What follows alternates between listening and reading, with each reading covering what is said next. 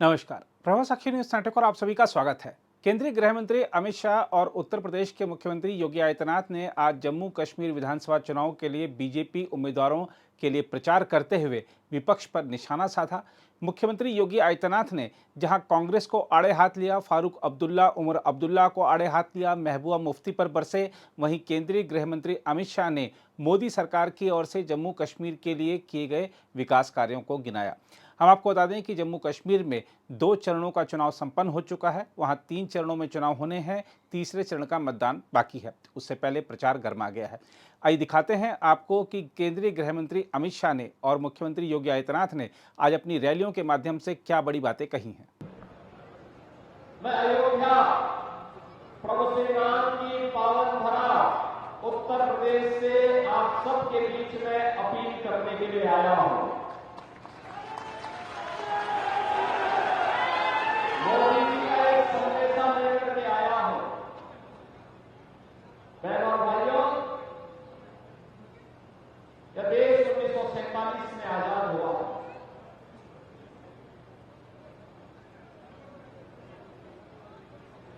कांग्रेस ने लंबे समय तक देश में शासन किया, लेकिन कांग्रेस ने देश को समस्या के सिवाय कुछ नहीं दिया। ये समस्या आतंकवाद की है, ये समस्या नक्सलवाद की है, ये समस्या अराजकता की है, ये समस्या बेरोजगारी की है, भ्रष्टाचार की है, विभाजन की है। और इसीलिए एक ओर कांग्रेस की द्वारा दी गई समस्या और दूसरी ओर भारतीय जनता पार्टी का मतलब समाधान।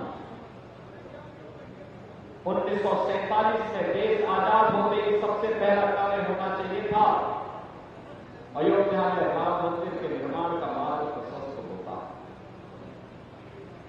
पाक अधिकृत कश्मीर भारत का हिस्सा होना चाहिए था।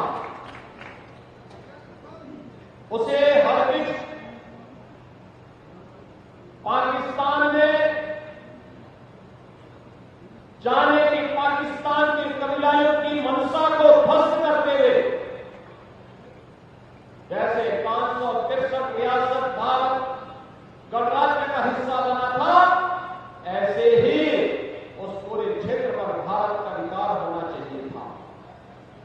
लेकिन कांग्रेस ने समस्याओं की समाधान की ओर कभी ध्यान नहीं दिया, कभी नहीं ध्यान दिया। वो तो समस्या पैदा करता रहा। और याद करिए, जब तक कांग्रेस सत्ता में थी तब तक उसने अयोध्या में राम मंदिर के निर्माण में भी ऐसे ही रोड़े अटकाता रहा, बैरियर बनता रहा।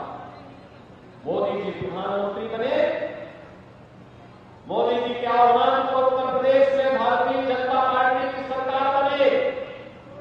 मात्र 2 वर्ष के अंदर 505 सदी की समस्या का समाधान, 500 वर्षों की समस्या का समाधान आप अयोध्या में राम मंदिर बन गया, भव्य राम मंदिर का निर्माण हो गया। जो लोग बोलते थे, धमकाते थे कि अयोध्या में राम मंदिर बनेगा तो खून की नदियां बहेंगी, आप याद करना, अयोध्या में राम मंदिर का निर्माण हो गया, एक मच्छर भी नहीं बना। हाँ, माफिया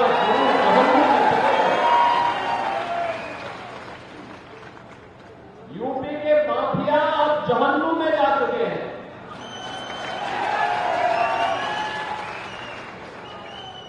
लेकिन सामान्य नागरिक का कोई बाल बाका नहीं कर सकता। बहनों और भाइयों, यही धमकी कांग्रेस और कांग्रेस के 2 जुड़वा भाई हैं, एक नेशनल कांफ्रेंस और एक पीडीपी।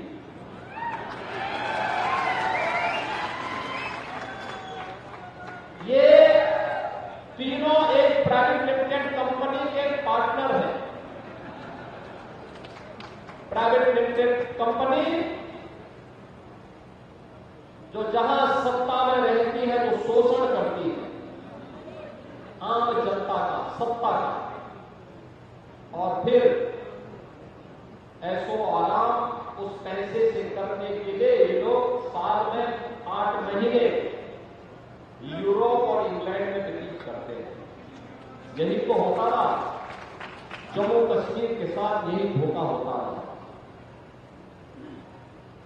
ये तो धारा 370 थी, ये किसकी थे? ये कांग्रेस ने किया ना। बाबा साहब भीमराव अम्बेडकर ने विरोध किया था, कहा था कि संविधान मैंने बनाया है, पूरी ताकत लगाई है, जो सर्वश्रेष्ठ था दुनिया के अंदर आधुनिक लोकतंत्र के लिए, उस प्रकार का संविधान बनाया है, इसके साथ छेड़छाड़ मत करो। लेकिन पंडित नेहरू ने किसी की बात नहीं सुनी। बहनों भाइयों, किसी की बात नहीं सुनी।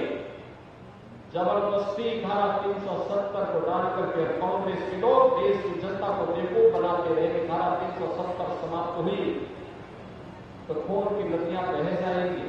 बहनों भाइयों, हमने देखा है जम्मू कश्मीर में धारा 370 समाप्त हुई, 35 डेज समाप्त हुआ, जम्मू कश्मीर की जनता का विश्वास बहाल हुआ और जम्मू कश्मीर विकास की धारा के साथ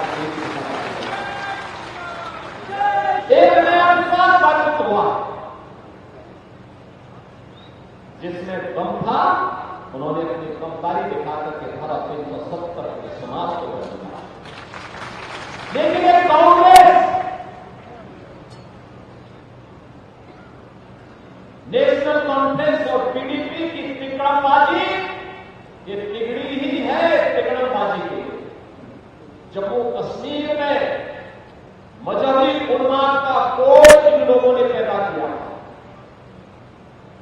जम्मू कश्मीर को जो भट्टी का स्वर्ग था, उसको आतंकवाद का वेयर हाउस बना करके इन्होंने यहां पे पत्थरबाजों की फौज खड़ी कर दी। पत्थरबाजी होती, जिन नौजवानों के हाथों में टैबलेट होना चाहिए था, उनके हाथों में तमंचा लेके 47 पकड़ाने का काम इन लोगों ने किया था। और इस बात के लिए कभी माफ नहीं किया जाता, कभी माफ नहीं किया जाता। बहनों भाइयों, आज जम्मू कश्मीर पिछले 5 वर्ष के अंदर भारतीय जनता पार्टी प्रधानमंत्री मोदी जी के नेतृत्व में टूरिज्म का बेहतरीन डेस्टिनेशन के रूप में दुनिया के सामने आ गया है। मैं देख रहा था, अभी 2 चरणों में चुनाव आए हुए हैं और दुनिया के लोग आज यहां आकर के देख रहे हैं कि कैसे शांतिपूर्ण तरीके से आज जम्मू कश्मीर के चुनाव संपन्न हो रहे हैं। और मैं तो आह्वान करूंगा, मैं मीना जी से ही बात कर रहा था कि भारतीय जनता पार्टी की सरकार जैसे ही जम्मू कश्मीर में बनेगी, बहनों भाइयों, कोई देर नहीं लगने वाली। पाक अधिकृत कश्मीर धड़ाम से भारत के अंदर शामिल होगी। हमारे बनी को मोदी जी ने सुरक्षित करने का काम किया है। भाइयों बहनों, सुरक्षित सारे किसानों का बिजली का दाम हम 50% कम करने वाले हैं। जम्मू क्षेत्र में अंतर्राष्ट्रीय हवाई अड्डा देंगे, जम्मू में मेट्रो देंगे। आतंकवादियों ने तोड़े हुए 100 मंदिर हर साल नए बनाकर फिर से जम्मू में घंटारव हो ऐसा वातावरण करेंगे। तवी रिवर फ्रंट बनाएंगे, रंजीत सागर डैम में वाटर स्पोर्ट्स की योजना लाएंगे और सभी विस्थापितों का पुनः हम उनको बसाने का काम करेंगे। 5 लाख सरकारी नौकरियां देने का हमने तय किया है और जो पहाड़ी पर रहते हैं उनको घर बनाने के लिए 5 मरला जमीन भी देने का काम ये भारतीय जनता पार्टी। भाइयों बहनों, 70 साल के बाद एक ऐसा शासन आया नरेंद्र मोदी जी का, जिसने जम्मू क्षेत्र का जो अन्याय होता था उसको समाप्त किया। हमने एम्स दिया, IIM दिया, ITI दिया, ढेर सारे विकास के काम किए और जम्मू क्षेत्र को अब्दुल्ला और मुफ्ती परिवार ने जो अन्याय किया था, वो अन्याय को समाप्त करने का काम भारतीय जनता पार्टी ने किया। और आज ये एनसी और कांग्रेस दोनों हाथ मिलाकर झूठे वादे लेकर आए हैं।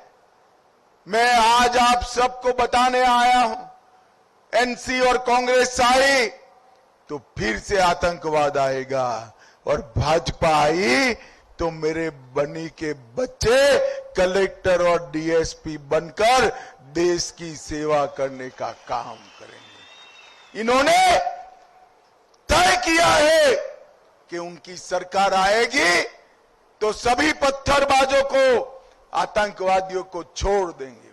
उमर अब्दुल्ला, मैं कहकर जाता हूं, आप कितना भी प्रयास कर लो, ये नरेंद्र मोदी सरकार है, आतंकवादियों की जगह जेल है, उसको हम छोड़ नहीं सकते। और भाइयों बहनों, मैं आज कहकर जाता हूं, पाकिस्तान को जो करना है वो कर दे, मेरे जम्मू क्षेत्र की पहाड़ियों पर हम आतंकवाद का परछाई नहीं पड़ने देंगे, नहीं पड़ने।